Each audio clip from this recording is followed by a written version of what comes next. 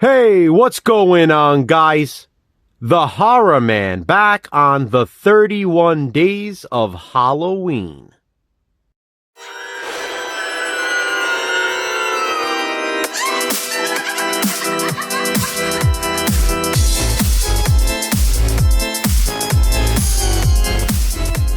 The 31 Days of Halloween is an annual tradition on my channel.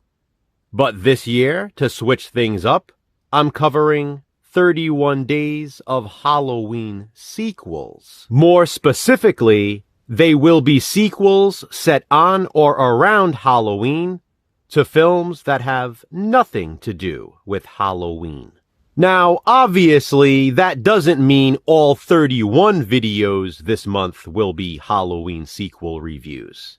That's not how I do the 31 days. But that does mean on each day I do upload a 31 days video, the movies I discuss will be Halloween sequels. Halloween sequels is just this year's theme. For example, a Night of the Demons sequel would not qualify, since the original Night of the Demons is also a Halloween movie. Of course, another example of something you won't see is a sequel to John Carpenter's Halloween, because the first film is also Halloween. I'm only discussing Halloween sequels to non-Halloween horror movies.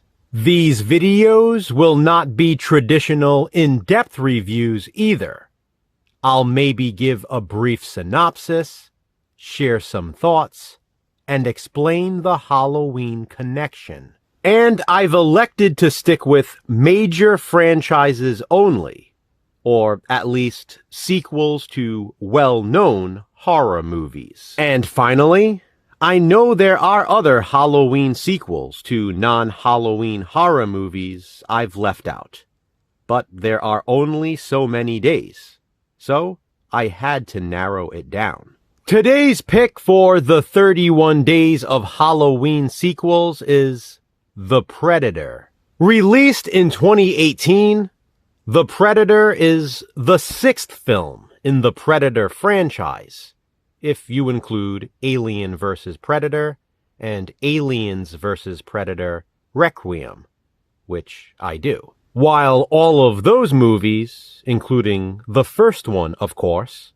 were not set on Halloween, The Predator is. This sequel also takes the title villain to suburbia, just like Aliens vs. Predator Requiem. That's one of the things I love most about this movie, seeing the Predator in the suburbs. That includes a sequence at a local homemade Halloween haunt at a school. The mention of that alone should be intriguing for those of you who haven't seen this, or at least it would be enough to influence me to check it out. This one gets a lot of criticism from fans, unfortunately, especially those who can't seem to suspend disbelief. Personally, I love it.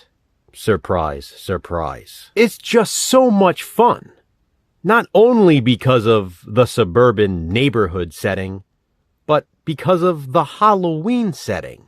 Plus, I really like the storyline surrounding the young Jacob Tremblay. He's a highly intelligent boy with autism, and he's the Predator's main target in this. Placing a child protagonist at the center of a Halloween sequel makes sense. This is one of the movies I'm covering for the 31 days this month I think most people forget is a Halloween sequel. When you think of The Predator, you think of sci-fi horror.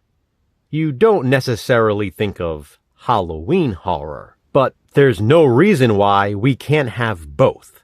And that's what this movie offers. I personally love it. Again, that should come as no surprise to those of you who know me. I think it's incredibly entertaining, and the Halloween setting is a big part of it. What are your thoughts on The Predator? Are you one of the people who hate it? Or do you enjoy it, like I do? Comment below and let me know. Which Halloween sequel will I discuss next during the 31 days? Check back soon to find out. Until then, remember, physical media matters. Thanks for watching, guys.